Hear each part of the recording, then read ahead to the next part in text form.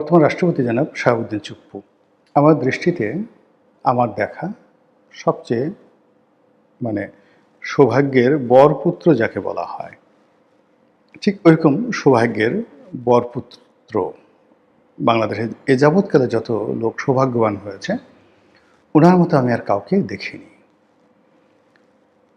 তাকে নিয়ে আমি কোনো সমালোচনা করব না, তার কোনো প্রশংসার দরকার নেই। আমি শুধুমাত্র নিয়তির যে ঘটনাগুলো আপনাকে বলি। তিনি মূলত ছাত্রলীগ করতেন। তো বঙ্গবন্ধু হত্যাকাণ্ডের পর যখন মানুষ থর করে কাঁপছে, ঠিক সেই সময়ের সাথে তিনি বিদ্রোহ করে বসলেন ছাত্র অবস্থায়। তারপর জেলে গেলেন, জেল খাটলেন। আচ্ছা, কেউ যদি জেল খাটে তার তো সরকারি চাকরি হওয়ার কথা না। তারপর তাও আবার আওয়ামী লীগ করা, ছাত্রলীগ করা, কিন্তু পরবর্তীতে দেখা গেল তার বিসিএসে তিনি কোয়ালিফাইড করে ফেললেন, জজ হয়ে গেলেন। জজ হয়ে একমন জজিয়াতের যে সর্বোচ্চ পদ জেলা জজ, সেই জেলা জজ হয়ে গেলেন।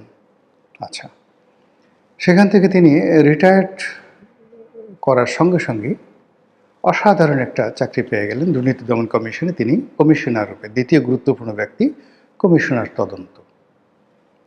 সেই কমিশনার তদন্ত রূপে তিনি সেখানে নিয়োগ লাভ করলেন। ওই সময়টাতে যারা শাহাবুদ্দিন চুপ্পুকে চিনতেন, মানে ওনার কাছে গেছেন, ভালো ব্যবহার পাননি, সহযোগিতা পাননি, ওনার শত্রুও বলতে পারবেন না। আপনি তার বদনাম করতে পারেন, অনেক কিছু করতে পারেন, কিন্তু বাস্তবতা হলো দুর্নীতি দমন কমিশনের যে কমিশনার তদন্ত যে পদটি, এই পদটি মূলত দুদকের চেয়ারম্যানের সে ক্ষমতাধর। সব কাজ তার কাছেই এবং তার কাছেই সবাই যায়। তো সেই ক্ষেত্রে এই যে শাহাবুদ্দিন চুপ্পু, মানে তার অফিসটা ছিল একটা মন্ত্রী বা এমপির মতো, এরকম দরজা খোলা থাকতো, যে ইচ্ছা সে যেতে পারতো। সবার চুপ্পু ভাই, সবাই চা সিগারেট খেতে পারতো। শত্রু কে মিত্র ডাজ নট ম্যাটার। জামাত করে, বিএনপি করে, ডাজ নট ম্যাটার। চুপ্পুর দরবারে যদি কেউ যেতে পারতো দুদকের সময়, তার 7 খুন মাপ। সাথে সাথে মানে বললো যে ভাই আমি এরকম বিপদে পড়ছি, টেলিফোন মানে উঠে সাথে সাথে সে করতেন। একজন একটা উদাহরণ দিয়ে বললেন, একজন সিনিয়র সাংবাদিক। তো বললো যে তারা ওই প্রায় 250 সাংবাদিক মিরপুরে একটা অ্যাসোসিয়েশন করে তারা ওখানে সরকার থেকে একটা বরাদ্দ পেয়েছিল বিএনপি জমানাতে। তো বিএনপি জমানাতে একটা বরাদ্দ পাওয়ার পরে সেই বরাদ্দ অনুযায়ী তারা সরকারি জমি সরকার নির্ধারিত মূল্য রাজকোষে জমা দিয়ে সেই সিনিয়র সাংবাদিকরা সেই প্লটগুলো নিয়েছেন। তো আওয়ামী লীগ যখন ক্ষমতা এলো, ক্ষমতা আসার সঙ্গে সঙ্গে সেটা বললো যে এটা দুদকে মামলা হয়ে গেল সেই সাংবাদিকদের সবার বিরুদ্ধে, সিনিয়র সাংবাদিক সবার বিরুদ্ধে, যে তারা সেই অবৈধ প্রভাব দেখিয়ে সরকারি জমি নিয়েছে এবং সরকার নির্ধারিত মূল্য পরিশোধ করেনি।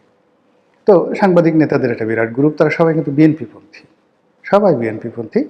সবাই চুপ্পু সাহেবের কাছে গেলেন যে ভাই এসব কী শুরু করছেন, আপনি যে কাজ শুরু করতেছেন, আপনার লোক যে কাজ করতেছে, এতে তো সরকারের বদনাম হবে, আওয়ামী লীগের বদনাম হবে। এরকম প্রায় 250 সিনিয়র সাংবাদিকের মধ্যে তো আওয়ামী লীগেরও লোকজন আছে।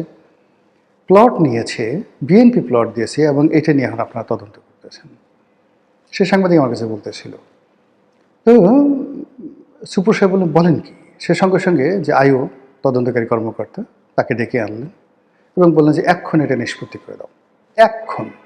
তো that was the job of mister Shahabuddin Chuppu. এবং এখানে বসে থেকে বহু মানুষের সঙ্গে তার একটা ব্যক্তিগত সম্পর্ক হয়ে যায় এবং তারই প্রেক্ষিতে এস আলমের সাথে তার সম্পর্ক হয়ে যায়। এবং তার যখন সেই দুদকের তার যে চাকরি এটি চলে গেল, বা তিনি তখন এস আলমের যে ইসলামী ব্যাংক সেখানে পরিচালক হিসেবে যোগদান করলেন। তো ইসলামের পরিচালক হিসেবে তিনি কাজকর্ম করতেছেন ইসলামী ব্যাংকে, কিন্তু ওই সময়টাতে তিনি এস আলমের কর্মচারী, এস আলমের হয়ে ইসলামী ব্যাংকে যোগদান করেছেন। এর বাইরে অন্য কোনো বদনাম নাই যে কোনো একটা লোন স্যাংশন করে কারোর কাছে টাকা নিয়েছেন, পয়সা নিয়েছেন, ইসলামী ব্যাংকে ডুবিয়েছেন, কোনো ফাইলের স্বাক্ষর আছে, এই ধরনের কোনো নজির কিন্তু নেই। এটা হলো বাস্তবতা। এখন তিনি এস আলমের লোক হয়ে কি ওই ব্যাংকের চেয়ারম্যান ছিলেন না সম্ভবত ডিরেক্টর ছিলেন, এনিওয়ে এর মধ্যে সারা দুনিয়াকে আশ্চর্য করে দিয়ে কিভাবে যেন তিনি রাষ্ট্রপতি হয়ে গেলেন। সবাই বলে যে এস আলমের সঙ্গে এখন এখানে একটা মানে লুডুমুডু খেলা আছে, লাড্ডু বাড্ডু খেলা আছে। আওয়ামী লীগ জমানাতে যে কিচেন ক্যাবিনেট, সেই কিচেন ক্যাবিনেটে শেখ রেহানার যেমন একটা গ্রুপ ছিল, শেখ হাসিনারও একটা গ্রুপ ছিল। এখন সালমান আসলে কি, সালমান এফ রহমান একটা গ্রুপ ছিল আর তার এগেনস্টে এস আলম আর একটা গ্রুপ ছিল। তো এস আলম আসলে সালমান মানে শেখ হাসিনার লোক না শেখ রেহানার লোক আমি আসলে জানি না। আবার সালমান শেখ হাসিনার লোক না শেখ রেহানার লোক আমরা জানি না। কেউ বলে সালমান এফ রহমান আসলে শেখ রেহানার লোক, কেউ বলে এস আলম আসলে শেখ রেহানার লোক। Does not matter. কিন্তু যখনই এস আলম সাহেবের ঘনিষ্ঠ একজন লোক বা তার কোম্পানিতে চাকরি করে জনাব শাহাবুদ্দিন চুপ্পু, তিনি রাষ্ট্রপতি হয়ে গেলেন, এখানে ধরে নেওয়া হলো যে পুরো প্রক্রিয়াটাই এখানে এস আলম এখানে গুরুত্বপূর্ণ ভূমিকা পালন করেছে, অথবা তকদির বা নিয়তি তাকে ডাক দিয়েছে। হোয়াট এভার মেবি, তিনি রাষ্ট্রপতি হলেন। হওয়ার পরে প্রথম 3-4 মাস বেশ সরকারের সঙ্গে তার ভালো সম্পর্ক ছিল, কিন্তু পরবর্তীতে তিনি নেগলেক্টেড হতে থাকলেন। আওয়ামী লীগ দ্বারা তিনি কিন্তু মারাত্মকভাবে নেগলেক্টেড হতে থাকলেন। প্রথমে শেখ হাসিনা বলেন, অন্যান্য যারা বলেন, তাকে যথেষ্ট স্নেহ করতেন, সময় করতেন, তিনিও কৃতজ্ঞ ছিলেন, কিন্তু পরবর্তীতে অনেকটা বলতে গেলে মুখ দেখা দেখি বন্ধ ছিল। এবং সেটা বুঝলাম কি করে, এই যে জুলাই আগস্ট বিপ্লব হলো, মানে রাষ্ট্রপতি আফসোস করে বলছেন যে আমাকে একবার টেলিফোন করে একটা কথাও কেউ বলেনি। তো ওই অবস্থাতে মানে তিনি কীভাবে ছিলেন, কি করছেন, এটা একটা বিরাট ব্যাপার। কিন্তু 17 মাসে ডক্টর মোহাম্মদ ইউনূসের জামানাতে তার জীবনে যা কিছু ঘটছে এটা কল্পনাই করা যায় না। অন্য মানুষ হলে হার্ট অ্যাটাক করে মারা যেত, গলায় দড়ি দিত, ইঁদুরের বিষ খেত, যে কিছু একটা ঘটনা ঘটতো। প্রত্যেকটা মুহূর্তে মানে তার জীবন শঙ্কার মধ্যে ছিল, কিন্তু তিনি সাস্টেন করেছেন। কীভাবে করেছেন? সৌভাগ্যের কারণে করেছেন, ক্ষমতার কারণে করেছেন, না যোগ্যতার কারণে করেছেন? আবার ধরুন যেদিন শেখ হাসিনার পতন হলো, তো সেই দিন থেকে অর্থাৎ আগস্ট মাসের 5 তারিখ থেকে যেদিন ডক্টর মোহাম্মদ ইউনূস দায়িত্ব নিল 8 তারিখ পর্যন্ত, তাহলে 5, 6, 7, 8 এই 4 দিন কমান্ডার ইন চিফ রূপে, প্রধান সেনাপতি রূপে, রাষ্ট্রপতি রূপে, দণ্ড এবং মুন্ডের অধিকর্তা রূপে দেশটা চুপ্পু সাহেব চালিয়েছেন। তাকে সহযোগিতা করেছেন 3 বাহিনী প্রধান, কিন্তু দেশ তো তিনি চালিয়েছেন। ফলে আপনি চিন্তা করেন যে সৌভাগ্যগুলো একটার সাথে আরেকটা কীভাবে মিলে যায়। যাই হোক, ডক্টর মোহাম্মদ ইউনূস গেলেন, বিএনপি ক্ষমতায় আসলো। ক্ষমতায় আসার আগেই চুপ্পু সাহেব নিয়ে চিন্তা করলেন যে বেজ্জতি হওয়ার আর দরকার নেই, নতুন সরকার আসলে আস্তে দায়িত্ব হস্তান্তর করে তিনি চলে যাবেন। শুধুমাত্র একটু প্যাচ লাগালেন যে সরকার যদি চায় তাহলে তিনি সঙ্গে সঙ্গে পদত্যাগ করে চলে যাবেন। কিন্তু সরকার কী কারণে যেন চাইল না। সরকার চাইল যে চুপ্পু সাহেব থেকে যাক। এখন এই যে সরকারের যে 35 দিন, এই 35 দিনে জনাব শাহাবুদ্দিন চুপ্পু সাহেবের জীবনে যা কিছু ঘটল, এটা এই বাংলাদেশের রাষ্ট্রপতি পদে মানে যে সম্মান এবং মর্যাদা তিনি পেলেন এই 35 দিনে, একটা মানুষের আর বেশি দিন বাঁচার দরকার নেই। এখন যদি উনি মানে মরে যান, তবু ওনার আত্মীয় স্বজন কারো আফসোস থাকবে না যে মৃত্যুর আগে তিনি গার্ড অব অনার পেয়ে গেছেন। বিএনপি সরকার ক্ষমতা আসার সঙ্গে সঙ্গে তার দাম বেড়ে গেল। তারপর তিনি সংসদে ভাষণ দিলেন, প্রধানমন্ত্রীর সঙ্গে তার সৌহার্দ্যপূর্ণ সম্পর্ক হলো।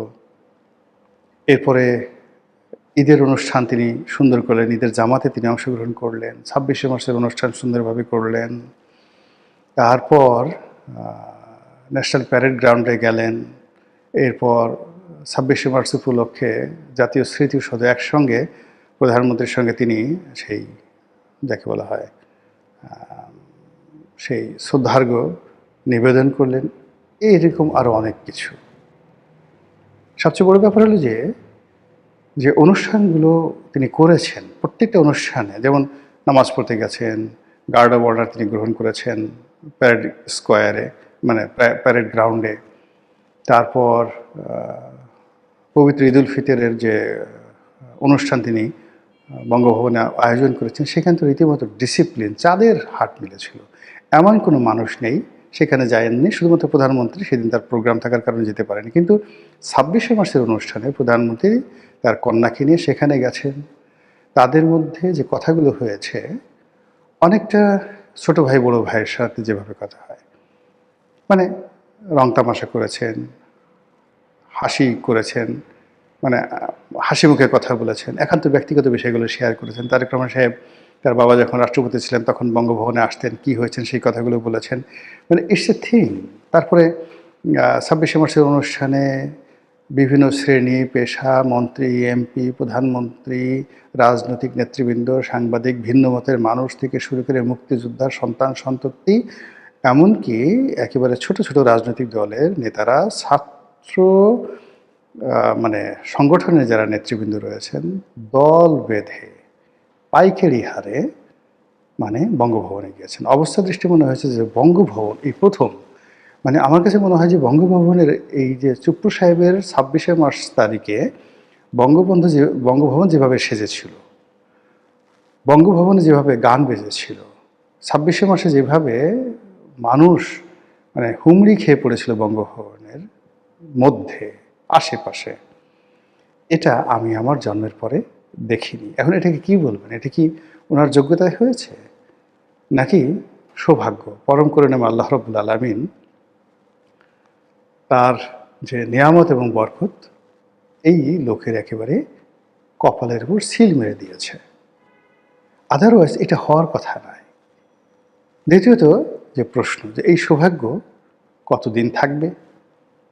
এই সৌভাগ্য মানে যাকে বলা হয় তিনি ভোগ করতে পারবেন কিনা? এগুলো দুর্ভাগ্যে পরিণত হবে নাকি এগুলো বাড়তে থাকবে?